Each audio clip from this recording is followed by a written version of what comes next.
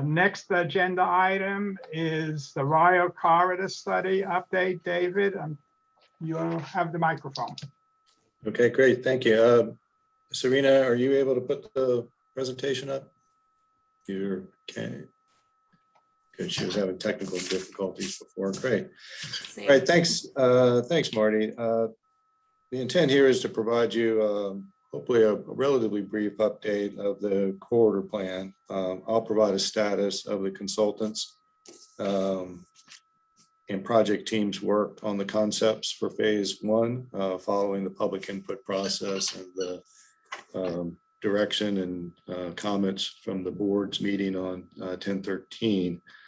Serena is here and she'll provide in the second half of this some information regarding the public outreach on phase two.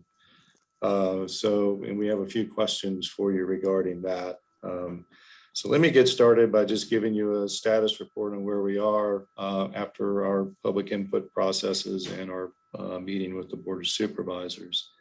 And the notes that you see here are structured in a way that, as you recall, there are kind of 5 components of improvements that the consultant was looking at along the corridor. And the language here is fashioned or really parroted from the consultant's presentation, where he provided guidance to the board or recommendations to the board as to what our paths forward were. So what we've done is sort of refine these based on the project team's discussion of what we heard from the Board of Supervisors and the public today. So let me start left to right, top to bottom. The roadways section, I'm not going to go into great detail to explain these. I think you are probably pretty familiar with all of these, but the roadways section was, if you recall, really the cross section that's being proposed. That's the 4-lane cross section with a divided landscape median pedestrian or shared use path on the north side and a sidewalk on the south side, strategic arc cuts and crossing points. So the comments that we heard from the public and the board, while there were some questions about further details, how crossings would take place, where crosswalks were, most of those comments were really part of the next step of refining the concepts. So the consultant had recommended the path forward is to refine the concepts proposed for the roadway section towards the next and final draft of those concepts. So that's what we're moving to, is continuing to work on finalizing and providing more detail to those sections, again, crosswalks, transit stops and things of that nature. The next area was the public realm. If you recall, the public realm is really those areas adjacent to the right-of-way, road right-of-way. They were sort of referred to as engagement areas. Those were the sections that were providing sort of the public space adjacent to the right-of-way as development and redevelopment occurred along the corridor. Those engagement areas were high, medium, low, or no engagement, depending on whether it was commercial, mixed, more intensive residential, or low scale residential. The direction that we heard and the board seemed to be comfortable with us continuing to refine those concepts for the public realm towards draft, again, finalizing a final draft of those concepts. For the Hillsdale-Old Brook Road Northfield intersection, which was proposed, if you're familiar with that intersection, multi-road intersection, the consultant had proposed a bean roundabout concept. We heard from the public some concerns about how that functions, how pedestrians would be able to negotiate through it. But many of the comments that we heard were comments that are related to further refining that concept and looking at it and getting to a final draft. So the board appeared to be okay with the consultant moving forward with that concept. So that's what we'll continue to do. Again, refine that concept towards developing a final draft of it. One issue that came up and a question that we had earlier with Rachel's presentation. The consultant indicated a need to sort of confirm the intent of what was called the Fashion Square Roundabout. That's essentially the Hillsdale relocation, necessitating the Fashion Square Roundabout near the Putt Lane intersection on Rio Road. The project team, in evaluating this, just wants to reaffirm that that is a project that is important, one that is a priority improvement. As Rachel said, the next step is to do a further analysis of it and detailed planning of it. Some of the realities of that project is that it would be very expensive to do and probably is going to be highly dependent on redevelopment of some properties in that area, including Fashion Square Mall property itself and the properties along Putt Lane area or the Arden Place area. So that creates a timing issue that makes it a much longer term project. As it relates to this Hillsdale project, I think the project team wants to emphasize that we feel like both projects are important. It's not an either or, they are both needed. They probably are on different timeframes though, in terms of the ability to get constructed. But Hillsdale, we would continue to work on it, and it is seen as a project that is probably needed sooner rather than later. For the Belvedere intersection, which was the green tea concept, again, based on the comments that we heard from the public and stakeholders, I think there was a general feeling that this was an improvement to the area. There was some concern about how much of an improvement it would create and some of the confusion about how that design would work. So there is also additional work that is necessary on this one that the consultant acknowledged, a need to revise and continue to work on concepts to integrate the church access, potentially entrances related to K-Tech may become involved in improving the overall plan for that area. So there seemed to be general support from the board to continue on that work on this concept. So we're going to, again, refine that concept towards drafting a final draft of the concept. We'll be working with VDOT and the appropriate county staff on those designs. And we'll consider a signalized light at intersection as an option in this further work. For the John Warner Parkway, the project team, based on board comments and the comments that we heard from the public and stakeholders, we've determined that the consultant will not move forward with additional detailed analysis of the consultant's concept. What the consultant will be doing is organizing intersection options into 3, possibly 4 scenarios. That will be the VDOT concept, which is concept is already in place from that funding process, the line and grade initial concept, and then secondary concept or revision to the consultant's concept at a very high level, very schematic, that would try to indicate some adjustments that could be made based on the feedback that we heard, but no further detailed analysis. The intent is to cite issues and opportunities, as I say here, positives and negatives of each of the scenarios, but not make any specific recommendation for any alternative to the VDOT concept. The intent here is just to provide information that may be informative and helpful for VDOT as they move through their process to design the funded roundabout. This work we anticipate will be taking place over November and December with, we hope, something ready by the beginning of the next calendar year, the first quarter calendar year, the January, February timeframe.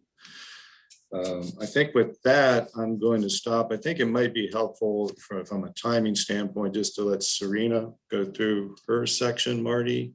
And that way we'll know how much time we have left and we can kind of come back to this or go through Serena's part with her. So I'll turn it over to Serena. All right. Again, I'm Serena Guria. I'm the public engagement specialist here at the county. My computer is a little wonky, so just raise your hand if I'm not coming through clearly, or I need to revise my computer approach. So this is all related to the phase 2 process. So phase 2 is the intersection of John Warner and Rio back to what is essentially the city line. And so the idea here for us today is I just wanted to share a general approach, and then you all were so helpful in the last phase thinking about where we should put flyers and additional ways that we could get out in front of the community. I thought I'd try to get in front of you to get your expertise and advice for this next phase. So the engagement goals remain the same as our first phase.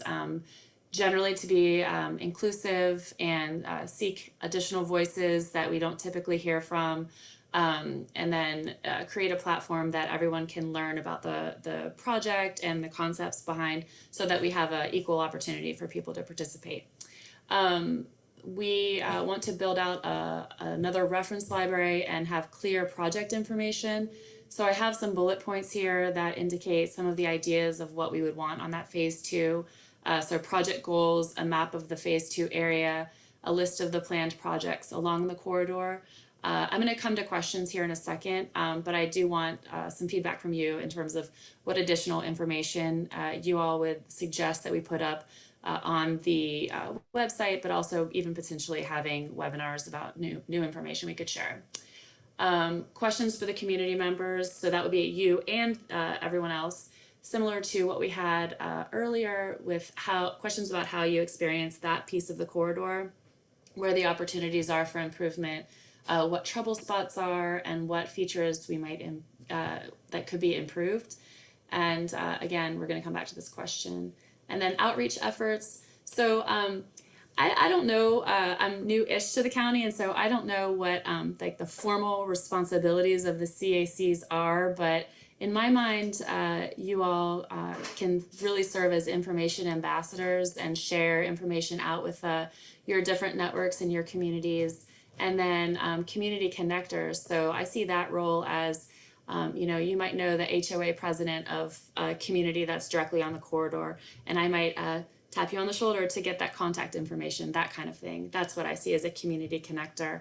Pop-ups, I know I've met a few of you at the pop-ups before, so continuing that effort, our email newsletter, the public input website, and then we have the opportunity to put up some of those flyer kiosks like you've seen before. So generally, that is the phase 2 approach. I'm interested in having you share what you think is missing, what role you would like to play. And I think I'll leave this slide up so we can continue to reference it. But Marty, I don't know if you'd like to facilitate this part of the conversation. And certainly I'm always available to talk or take your email suggestions as well. Okay, that's fine. I'm happy to facilitate it. Let me just think about how I'm going to see everybody. That's, oh, wait, give me 1 second to get myself. Okay, so why don't the members of the CAC, if you have comments, start by shouting out. Somebody raise their hand. I'll see if I can pick you up.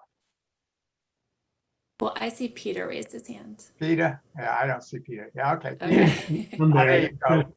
My room's a little dark here and my internet's unstable as usual in the evening at home. Thanks, Serena and David and everybody for your presentations. First, just a suggestion about the outreach, and then I've got a question about the phase 1. You sort of alluded to this, but there are a lot of neighborhoods in the corridor that probably have existing meetings. I think of Treesdale, for example, when you talk about folks that not necessarily get to the table. So that's my suggestion to pursue. I don't have a contact at that particular community. And then a question about, back on phase 1, Marty, if I could. Sure. I'm pretty much up to speed with everything and in support of everything in concept as it stands today. With a question about the Belvedere intersection, in particular the traffic signal. I understand from Line and Gray that they cannot recommend a traffic signal there in their report because VDOT's got to do a warrant study. that seems, I understand the warrant study process, been there, been through it. VDOT told us for years that they were certain the warrant study would warrant a traffic signal at Belvedere. They said that for years and years and years until they stopped. But it's confusing to me process-wise that they can recommend a roundabout somewhere, but can't recommend a traffic signal or at least a warrant study being done. And I understand from some comments from Line and Grade that they do believe a signal is needed there to make it fully work. And it would seem weird to me and dysfunctional going forward to recommend something that's incomplete without the signal. I'm particularly concerned still about the left turn out. I hear a lot of comments about how it's only allows one point of conflict turning left out of Belvedere, but in reality, there's 3 points of conflict today, both Rio going up and going down and turning left on the Belvedere. There's still 2 points of contact in the green T, people going from John Warner up to 29 and people turning left on the Belvedere. There's still 2 points of contact, which to me is still very dangerous. So I'd like some clarity on the process and what we can do to try to up that signal, not just as a thought, but get it studied and what we can do to include it in the recommendations. Well, I hate to put Ryan on the spot. He's here to listen. I think to the point that we are right now was the notion that we needed to revisit that or visit that with VDOT again in terms of our next steps in evaluating that intersection. So I don't know that we have a definitive answer or whether we can recommend or not, but I believe the idea was to both use this time to engage with VDOT again on the traffic signal. And I think it was actually both a standard traffic signal and signalization of the green T, I believe. So I don't think I have a definitive answer for you, but that's some of your questions, I think, is some of the work that is part of this next step in engaging with VDOT and why that was specifically noted that engaging with VDOT on the design. I think there's more detail that's needed for that, both for intersection connections, what the alternatives are for signalization, either conventional or with the green T concept. I certainly understand your frustration because I've been there with the warrant issue for a number of years as well. We want to make the recommendations in our plan as realistic as possible. And I think that's what the consultant wants to investigate further.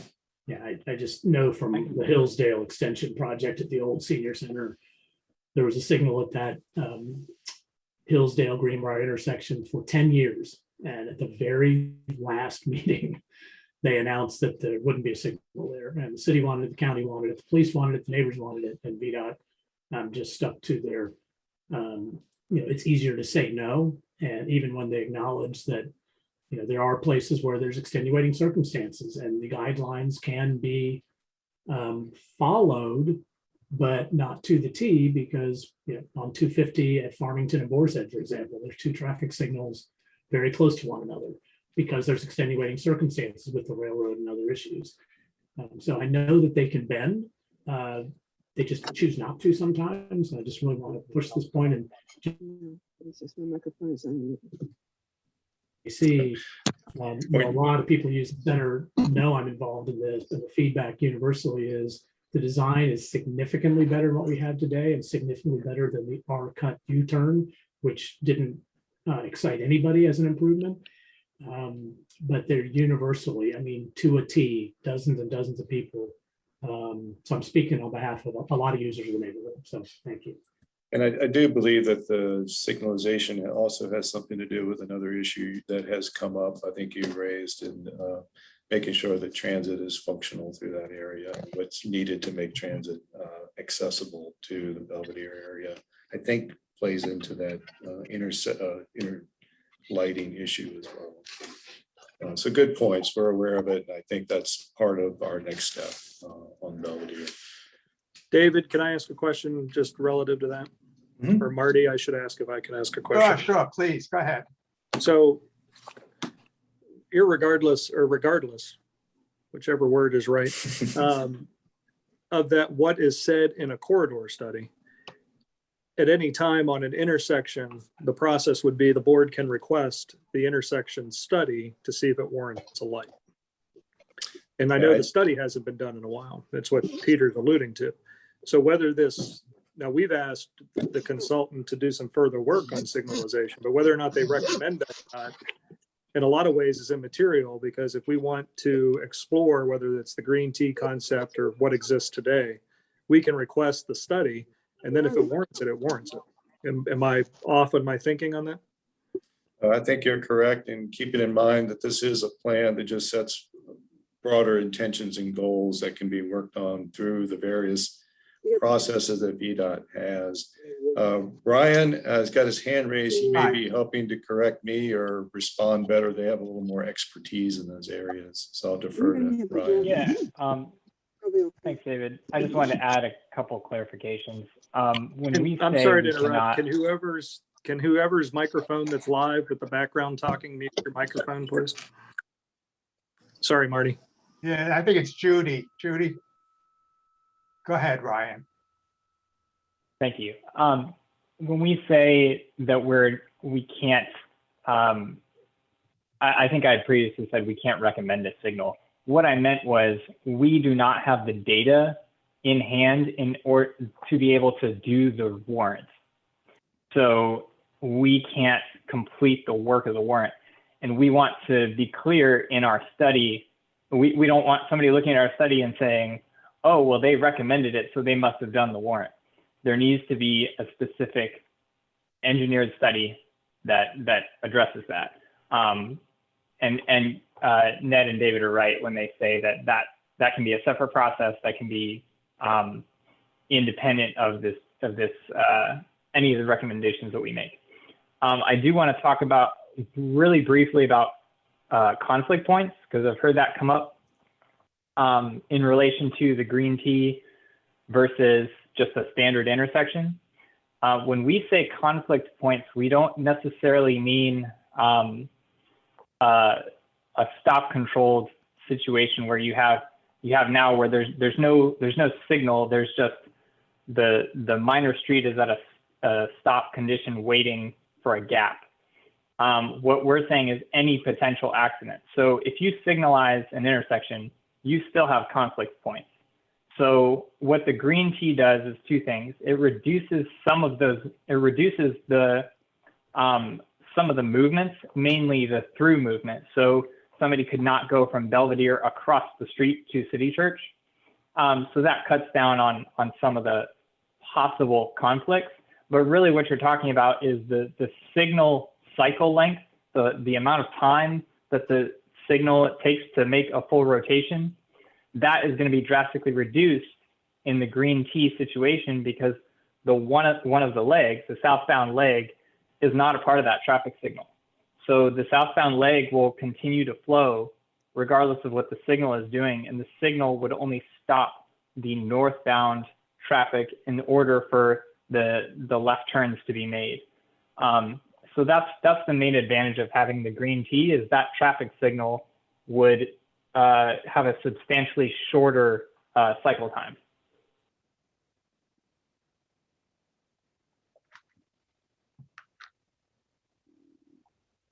Okay. Peter, your mic is shut, is muted, so I assume that answers your question for the moment. Lee, you had your hand up? Yes, so I've got a couple of questions for David relative to phase one. For one thing, I'd like the Lee, excuse me, Lee, let me interrupt you first. I don't want to make this is supposed to be a phase two. I'll come back to phase one, but let's go through and see if we can accomplish and answer Serena's questions for phase one. I promise we'll get back to you. We have time, okay? So I want to, so do people have, want to comment on Serena's questions for phase two? I mean, I'll start. I have a general comment, Serena, if I might, that and during that Judy, Mike's on again. There we go. We'd like to keep the road. We'd like to keep the road, the nature of the road, which is rural. Keep it that way. There has been a couple of Judy. Okay. There were comments on phase one, and it's the only that a lot of people commented. It looked like the design was making it into a highway. We'd like, but the road for East Rio, the 2-lane portion, is rural, can't be widened very much, and we'd like to see it kept that way as a rural road or a semi-rural, whatever. I'm not sure the exact term, but that's the first thing that struck me. We don't see a way of widening it, so consider it that way and make whatever design is going about to keep it in, to take that into account.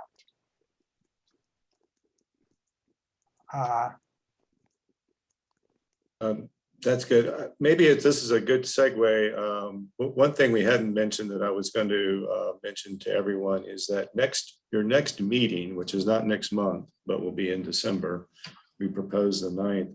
We're actually going to have a listening session, the consultant and staff with the CAC here. We'd like to spend a few minutes just hearing some of your insights about the project. A little bit more substantively. Today is really about process because we want to start to get that public engagement process going.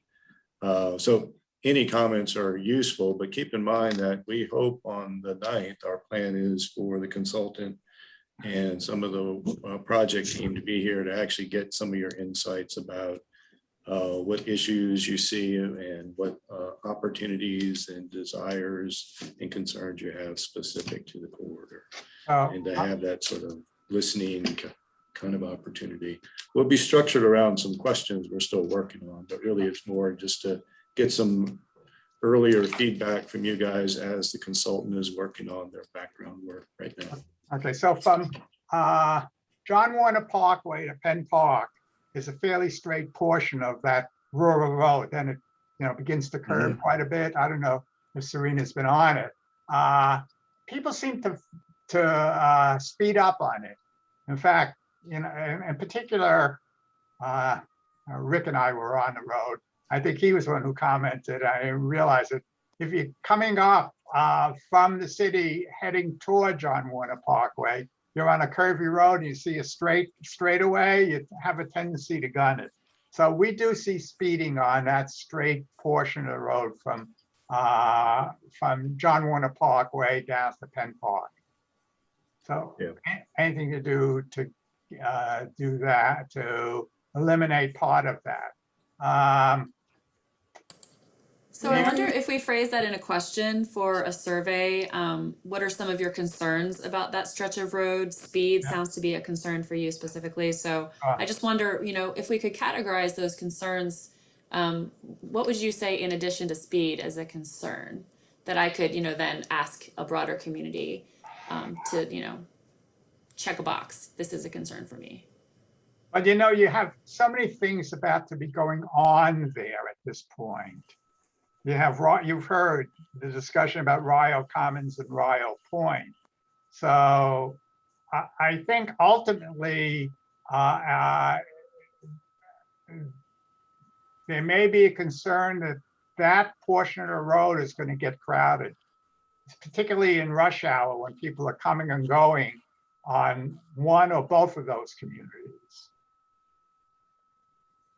Marty, I have Judy as an attendee now, and she has her hand raised. Okay. Let Judy go, and then I see Rick has his hand raised as well. Okay. Judy, I didn't see Judy's. Go ahead, Judy. Go ahead, Judy. Okay, can you hear me? Yes. Sort of. Go ahead. Okay, sorry, we're in Mr. Travelings, and I'm trying to do this on my phone. Anyway, a question for Serena. can you give us numbers of people who participated at the pop-ups? Yes, if you give me a second, I can pull that up. So I can come back to you. Okay, or you can, Okay, we lost her. Well, Judy, if you can hear, I will also share that with Marty so we can get that information out. Okay, that'll be fine. We'll make sure she gets it. Okay, Rick? Why don't you? What occurs to me about this particular section of Rio Road is different from the phase one portion of Rio Road. It's predominantly neighborhoods with a lot of direct access out onto the road. And I'm thinking that one of the questions that we might ask the residents who live along that piece of road, which direction do they go most often? Because I'm really curious to know if people are coming out of their residences, are they heading downtown, or are they heading to the other portion of Rio Road and going, over to 29 or going down the Parkway? Because I think it'll make a difference as to how we think about travel on that particular piece of road. Because for instance, if people are predominantly pulling out of their driveways or pulling out of their neighborhoods and turning toward the KTEC and the John Warner Parkway, that's going to tell us something different than if people are pulling out of their driveways and trying to go downtown.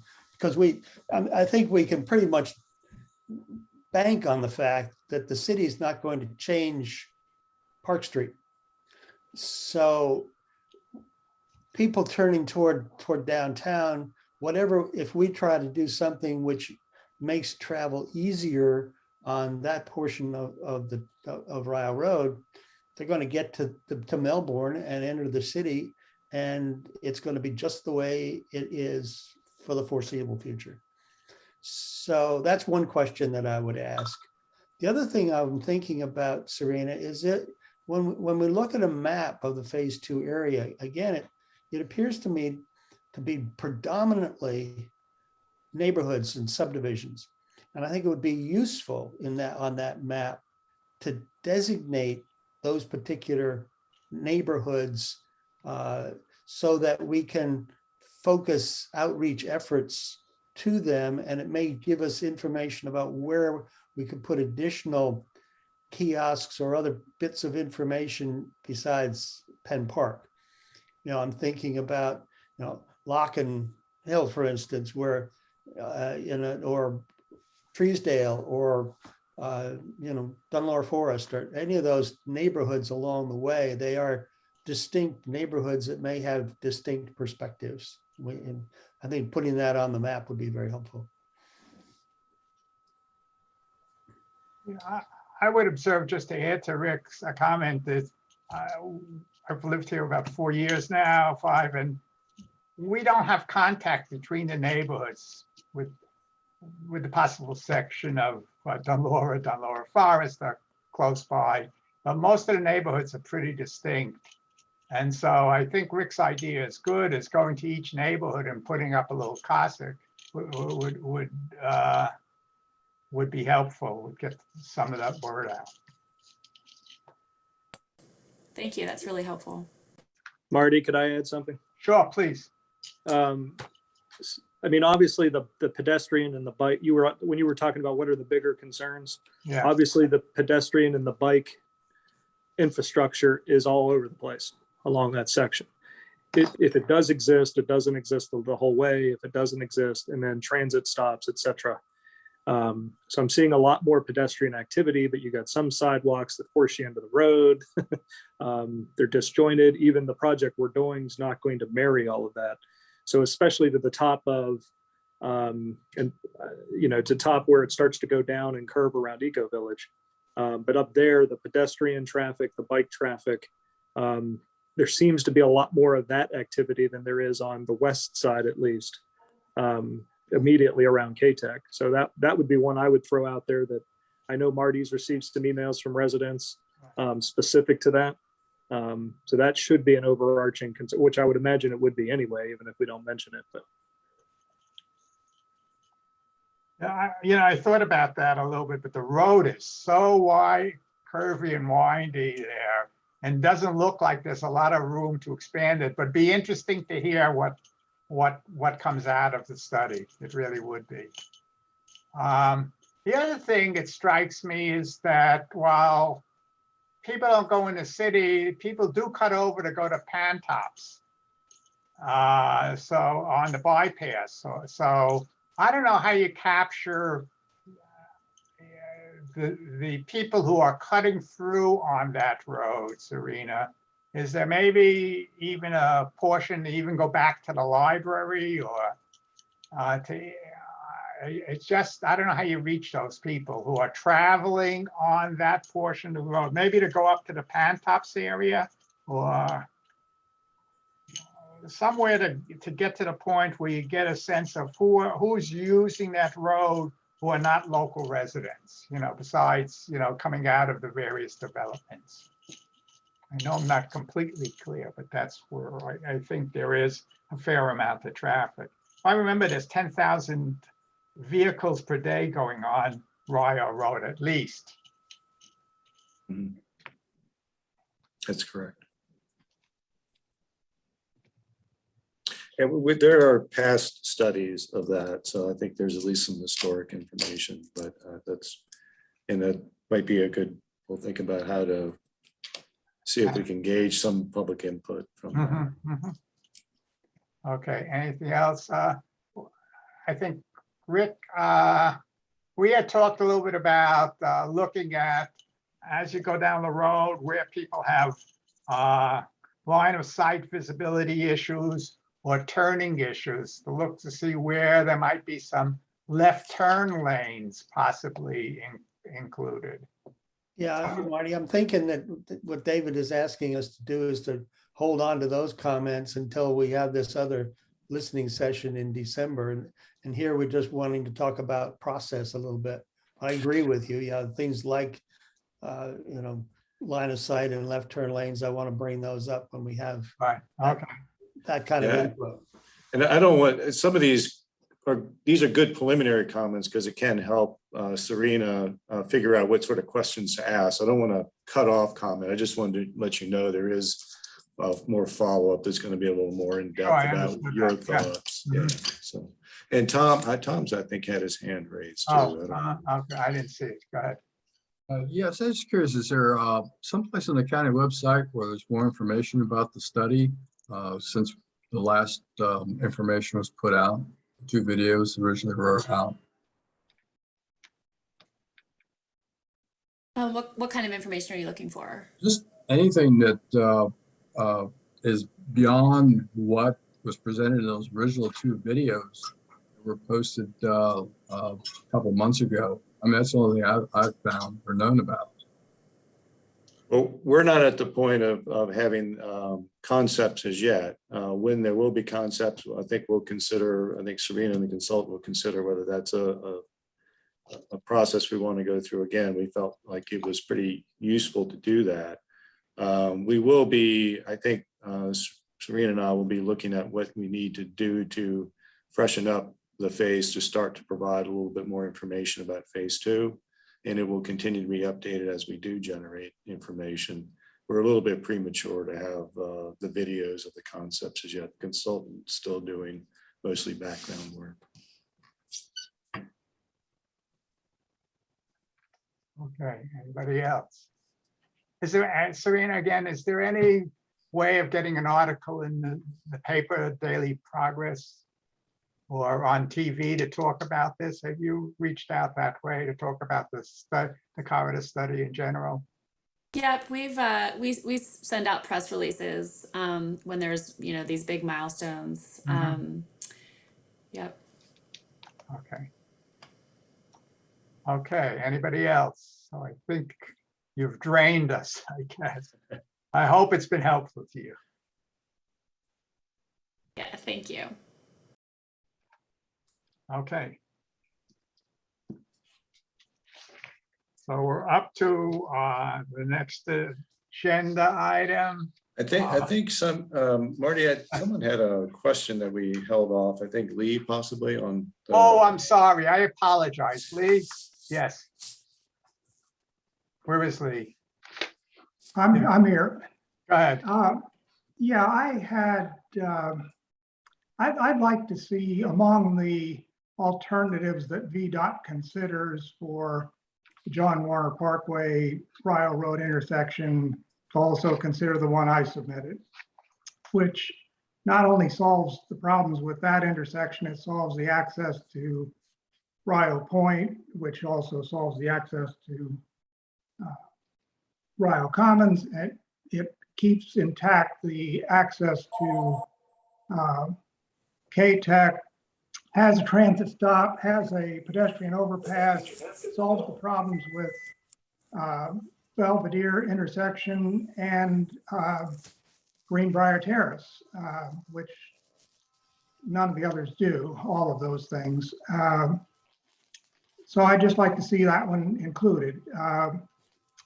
Furthermore, I offered a couple different alternatives for the Hillsdale-Old Brook Northfield intersection, one of which could be implemented for a very reasonable sum, say less than $250,000, and within a few months instead of waiting years. That would have a very good chance of solving the accident problem. So I have to say I haven't had much success with getting Line and Grade to listen, but I have sent an email to the supervisors after their meeting on the corridor study to appraise them of what the alternatives are. I just think that I've actually spoken to quite a few of the residents of Dunmore Forest, and they didn't like what was proposed, but they liked my plan. So I just think that it's worth considering more voices to one. I mean, I'd be happy to be included in those meetings with VDOT if and when they occur.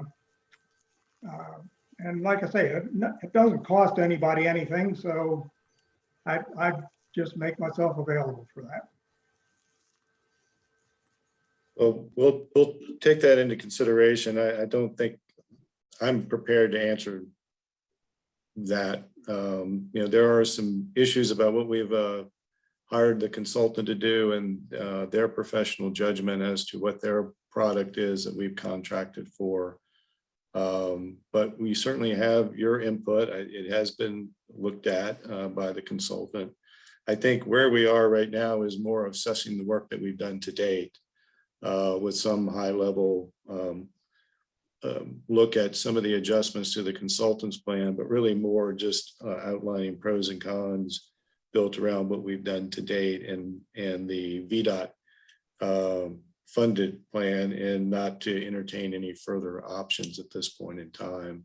So I think we're kind of for the John Warner Parkway Rio Road intersection, really good.